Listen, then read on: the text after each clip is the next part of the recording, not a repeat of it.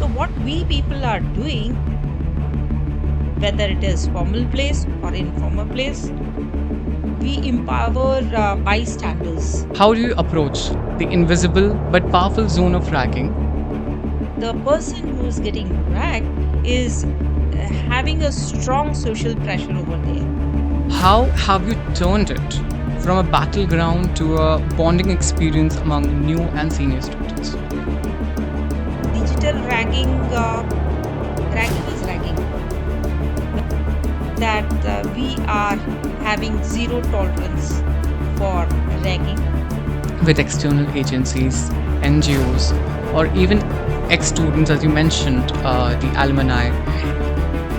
So they will be the pulling force for them to the current market where they'll be employed. So they'll be very, very, very helpful for them. But how we execute, register, and punish is the methodology is little bit different.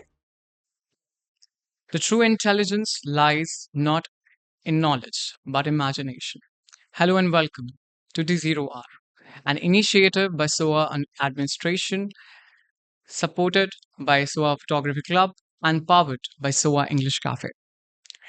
Today, we're going to deliberate on the aspect and ask pertinent questions on the idea of student affirmative policies and a good society being developed in future.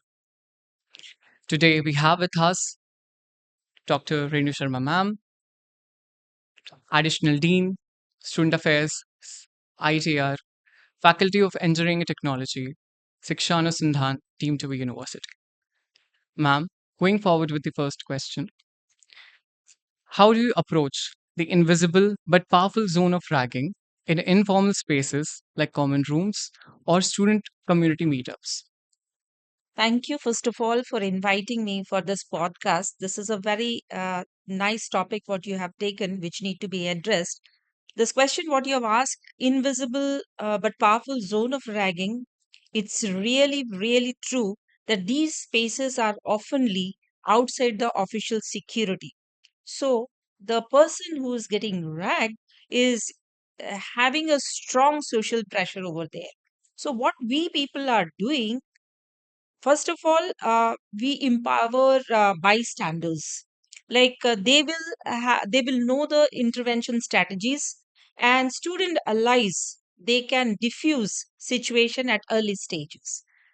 And some informal zones which you may say that they are informal, nothing of that sort. Always the entire university is under CCTV surveillance, but still, for example, the club rooms or meeting rooms, where usually we say they are informal places where the students may feel that they are being racked. So, faculty advisor and trained mentors they make their soft present very much visible to the people who are doing this type of activities. So, respectful behavior and presence make them feel that they cannot go ahead with this type of work. Also, uh, with the peer podcast episodes, what you people are doing wonderful work from English Cafe as a club, storytelling circles by Nukkad, performance, and many more. These are some things which make them very much clear that we are having zero tolerance for ragging, whether it is formal place or informal place. We are having CCTV surveillance around the campus, whether CCTV or whether the faculty or student allies or bystander, we ensure that these things will not happen in our university. Indeed, ma'am, the intersection of soft influence and constructive surveillance, that's somewhere the product of a healthy environment being Yes. developed. And that somewhere, I guess, also leads up to the next question. When a ragging complaint arises, how does your process differentiates between the justice and vengeance, ensuring fairness prevails? When the ragging complaint arises, It's not like we immediately rush for that or we become very harsh. We take up the complaint. There is a committee, uh, addressal committee is there, and we inform the committee members to immediately meet and find out the fact. The person who has complained and know the facts are whether these facts are correct. This complaint is correct. Based on that, one or two meetings we will find out, and if we'll find that the things are not correct, will make the situation subtle that the things are not up to the mark to come up to this level. And if at all we find that it is of serious, we immediately take actions on it as per the UGC norms. That was one of the uh, confirming statements that would somewhere give confidence to students on how to align their perspectives and how to align the complaints further. Right. The next question somewhere brings up to the confluence or soft influence and things we were talking about. The orientation week Yeah. is often seen as a high risk period. Right. How have you turned it from a battleground to a bonding experience among new and senior students?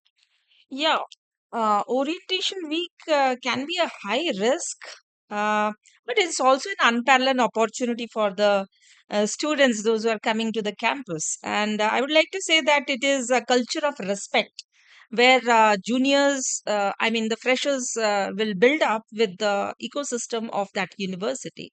So we have involved a responsible senior in designing and leading the orientation events. And there is a they are the icebreakers.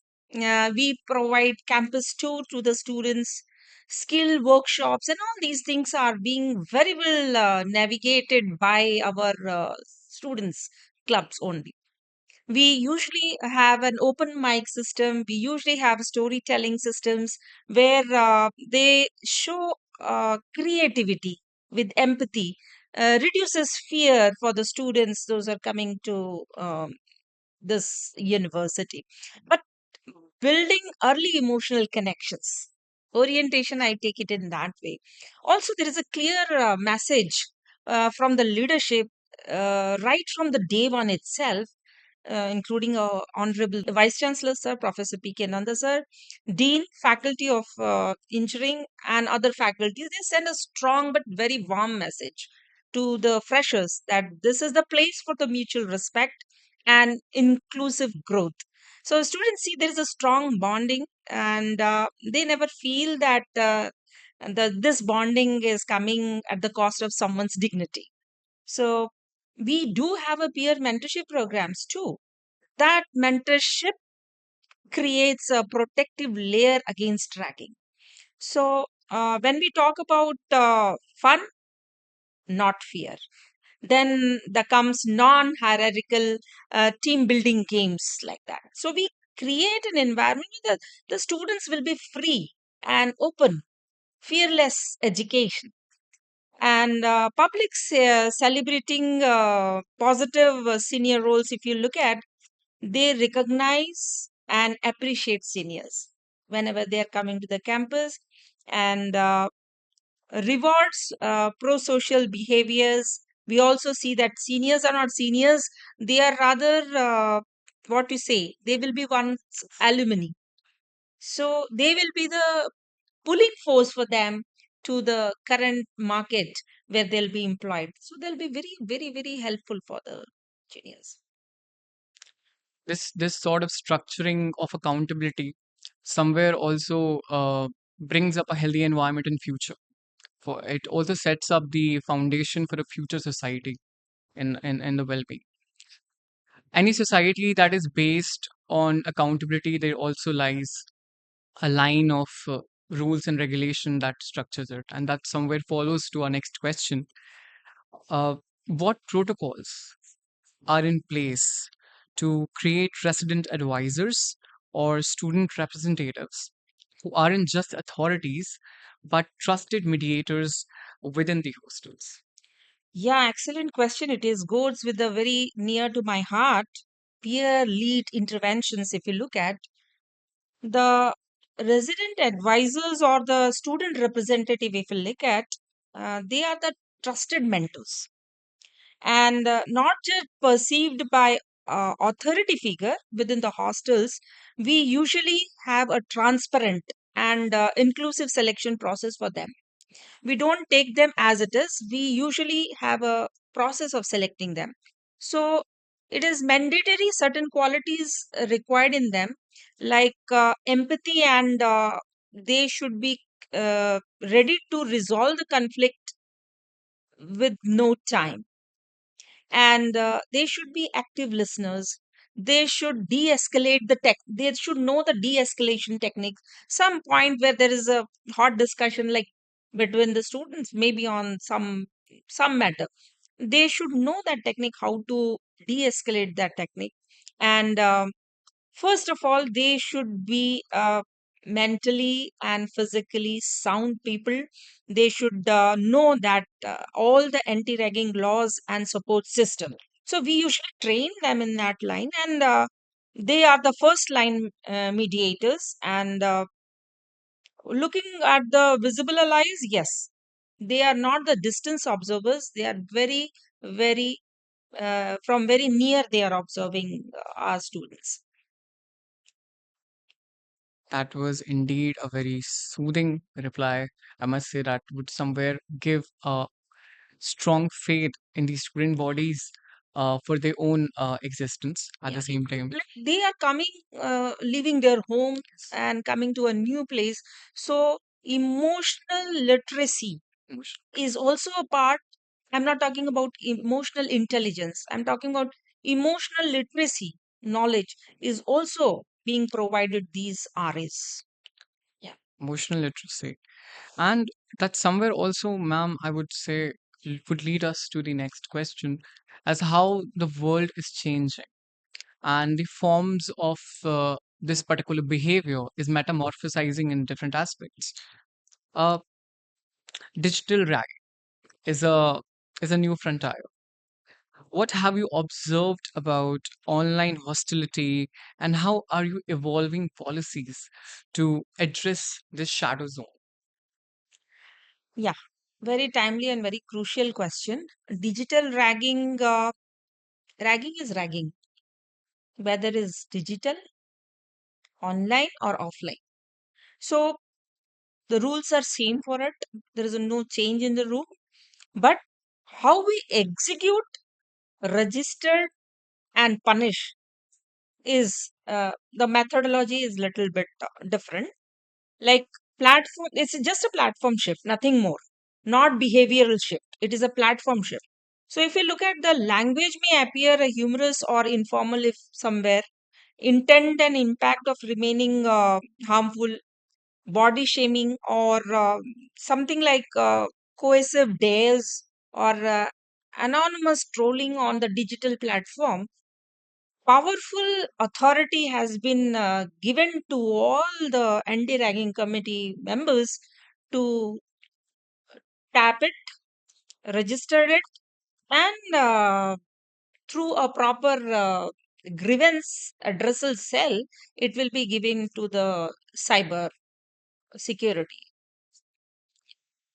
That is something very, I would say, beautiful because we have a pipeline structure for that as well. That how, uh, as you mentioned, that the behavior is not changing, the intention is not changing, the platforms are shifting, and through the platforms being shifted, we also our administration is also changing its methods and pipeline structuring for this. So that is indeed a very promising initiative by our administration. Coming to the next question, uh, how is the tone set in student unions or government bodies to ensure leadership becomes a medium dignity, not domination? Perspective, more in generic perspective, how do you think so that this somewhere aligns with the intention and objectives of this particular uh, uh, deliberation that we are dealing out with? Yes, it is true that student unions and governing bodies often set the tone for the campus culture. The medium of dignity, not dominance. It must be known to everyone that medium of dignity and not dominance, that tone must be intentionally cultivated. And so is SOA University. Leadership begins with orientation, not election. It is the known fact. And whenever we're talking that power is responsibility, not the tool to control. So we talk code of conduct for the student leadership. When we talk, we tell our student we must respect all students regardless of the current year or backlog, back years, whatever the students must be respected. There is We are having a zero tolerance for cohesion, I said, ragging and groupism. We have committed to a dialogue and mediation over dominance. We say that whenever you talk about leadership, mentorship, faculty oversight, then we say that faculty mentors or the alumni leaders who guide them in the responsible leadership emphasize especially on the dignity, listening skills, and want to say that servant leadership models, serving the society, Serving the society. servant leadership model, I would like to say.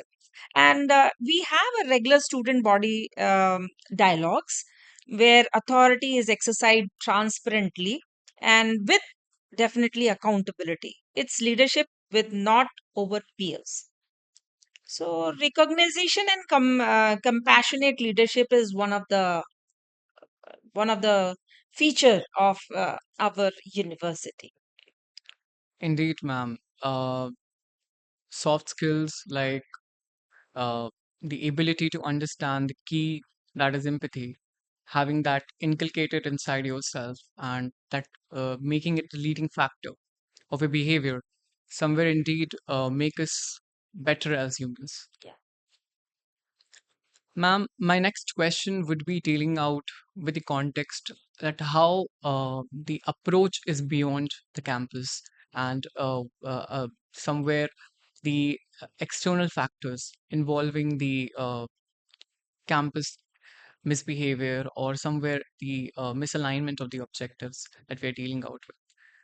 How have you collaborated with external agencies, NGOs, or even ex students, as you mentioned, the alumni, in developing mentorship models that prevent any cultural normalization of ragging? Yes. Partnering with the NGOs, we are having our students only running those NGOs. So alumni and NGO together they are working for which works with very much aligned with the UGC and helpline mechanism, and that can help institutions, especially bringing down the real life stories, legal awareness, and emotional impact into the campus conversation. Such collaborations usually bring expert facilitators to conduct, like we conduct various interview workshops or various interactive workshops, theaters based sensitization, which resonate more with student than policy documents. So these NGOs, these alumni, they are always in touch with us. And if you look as alumni as a peer and a role model, our ex students are brought in not just for the career talk, they are sharing their transition stories, how they build friendship, and how they overcome fear, and how they stood up against ragging.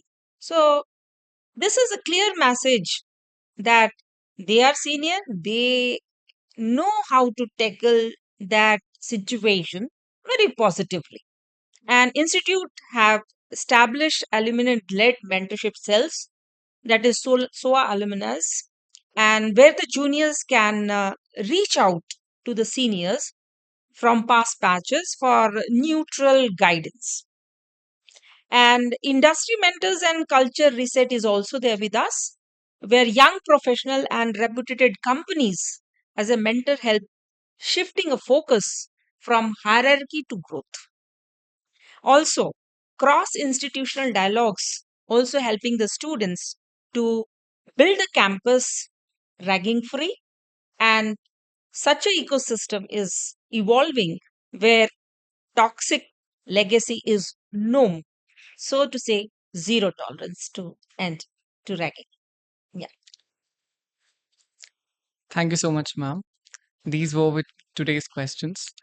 Uh, Indeed, the aspect of soft skills, the aspect of the emotional intelligence, emotional holistic development is one of the key factor in developing a positive environment.